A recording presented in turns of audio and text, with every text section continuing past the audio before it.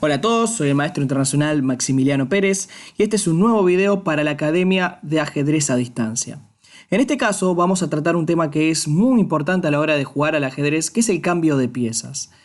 Muchas veces, debido a las reglas que nos han inculcado, que conocemos respecto al ajedrez, se nos hace bastante difícil el intercambio de ciertas piezas porque parecen bastante fuertes, parecen bastante dominadoras.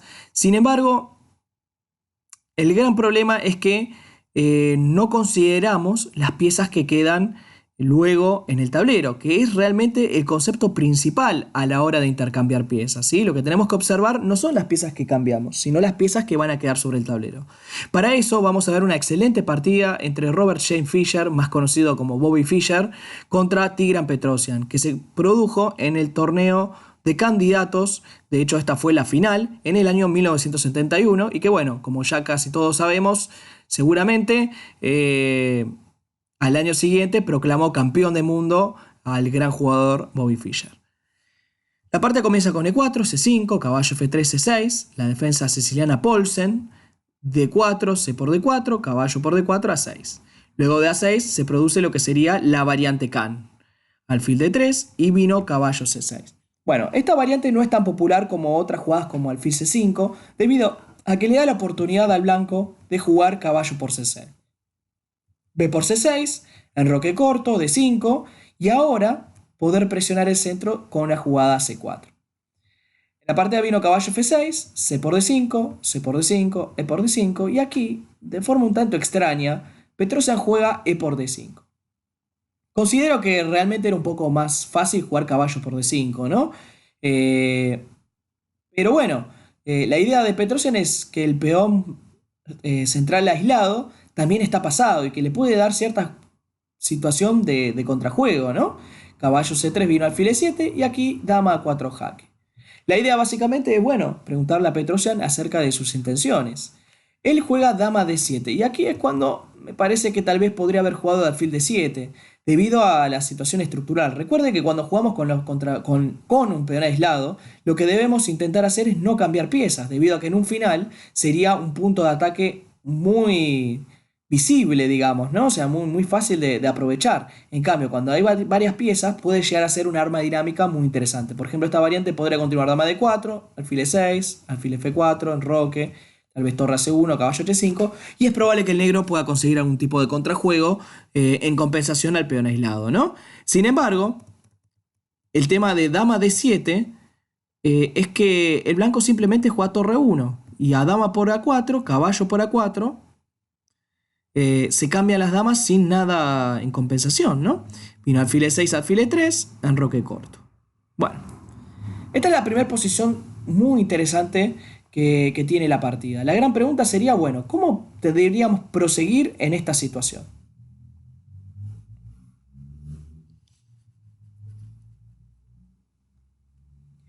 Bueno, es a considerar que el alfil bueno de las negras es el alfil de E7, debido a que, bueno, es el alfil que no choca justamente contra el peón aislado. Entonces, cambiarlo es realmente una muy buena idea, debido a que va a quedar el alfil de E6 solamente apuntando al peón, con lo cual sería el alfil malo, ¿no? O sea, en este caso es importante entender que alfil malo, alfil bueno se debe básicamente a la actividad del alfil, no exactamente a que choque solamente contra el peón, porque puede ser que esté chocando contra el peón pero se active de alguna forma. Sin embargo, este no es el caso.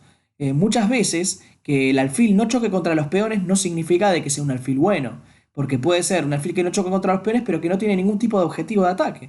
Entonces, en ese caso no sería tan bueno, sería simplemente, bueno, un alfil sin objetivos, ¿no? Torre F8, alfil por E7, torre por E7. Bueno, y esta es la posición, a mi entender, clave de la partida. ¿Cómo creen que habría que jugar en esta posición? Porque creo que más o menos se debe observar bien que el blanco tiene una ventaja, pero es como que es muy pequeña, no se sabría bien por dónde arrancar, por dónde jugar esta situación. Por eso les pregunto, ¿qué opinan? ¿Qué debería jugar acá el blanco?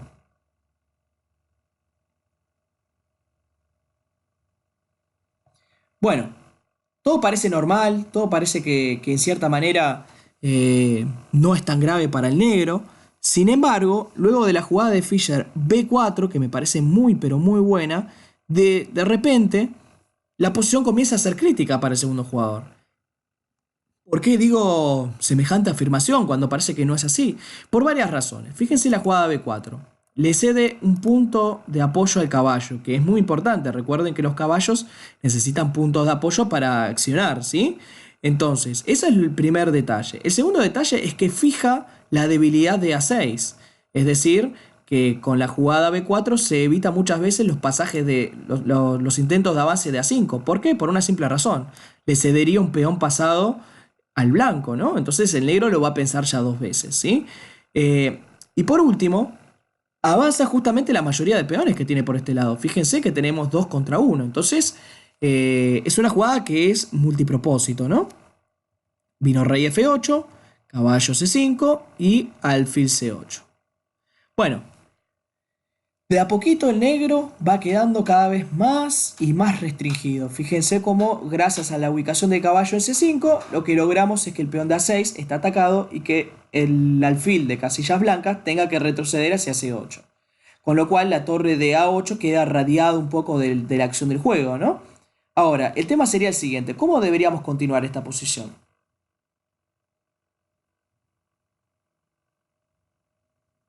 Bueno, nuestra intención es ir de a poco limitando las piezas del rival, ¿sí? Poco a poco vamos a ir quitándole eh, actividad, ¿sí? Por esa razón es que la jugada correcta aquí es F3.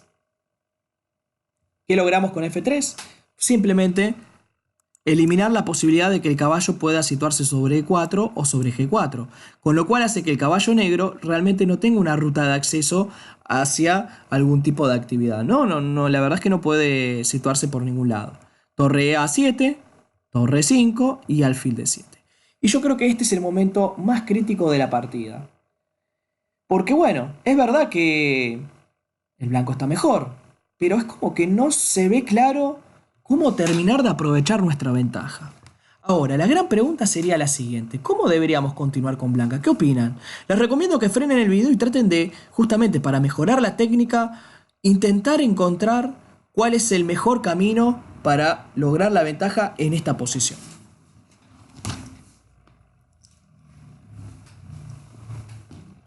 Bueno, la jugada siguiente para muchos supongo va a ser realmente sorprendente porque es una jugada que muchas veces uno no espera, ¿no?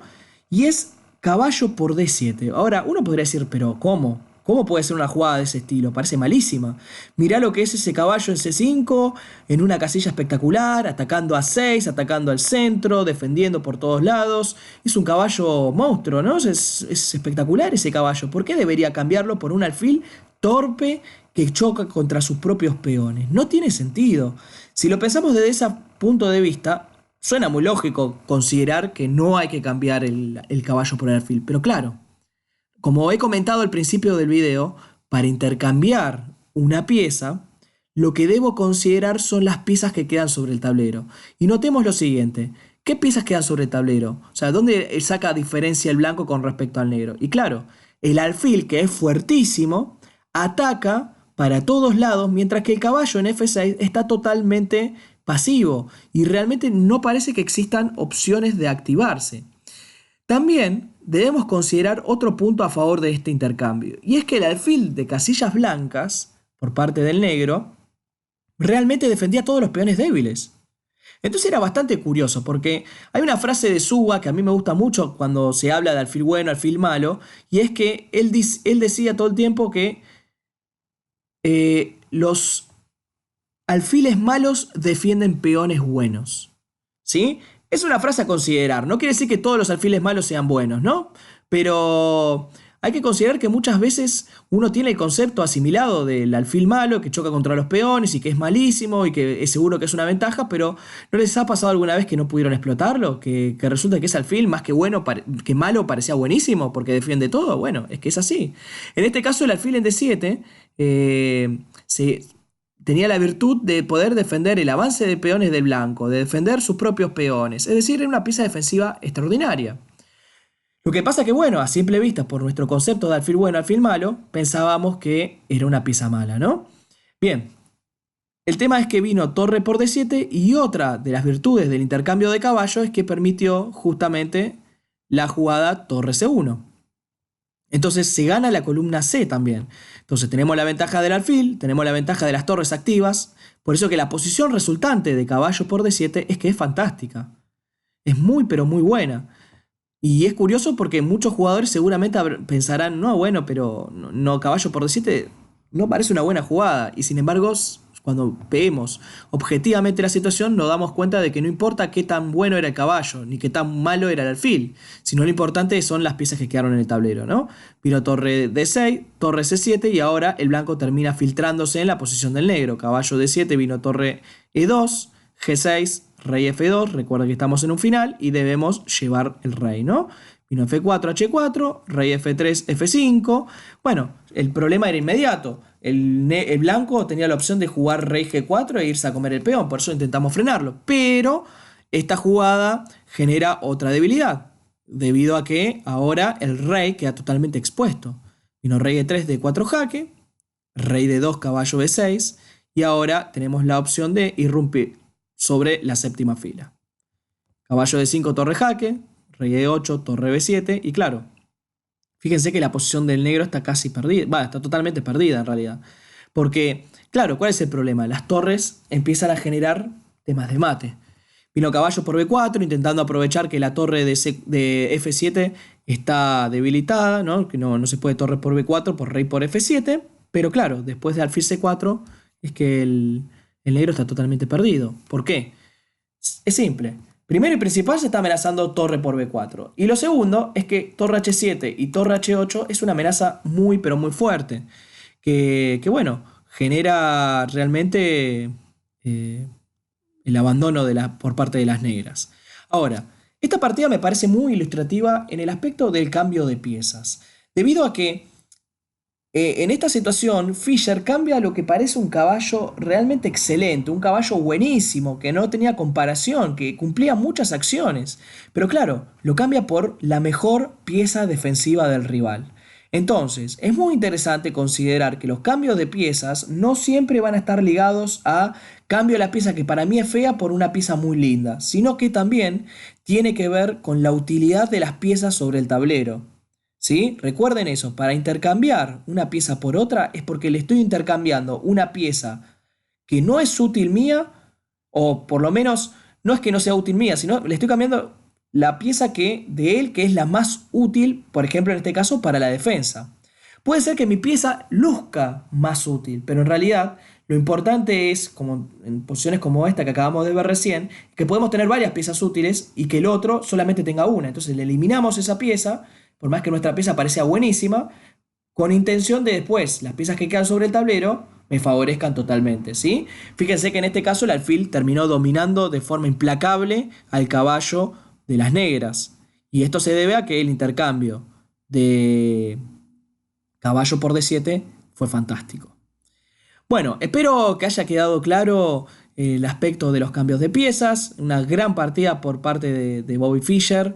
Y bueno, nos estamos viendo en un próximo video para la Academia de Ajedrez a Distancia. Soy el maestro internacional Maximiliano Pérez y bueno, nos vemos la próxima. Chau, chau.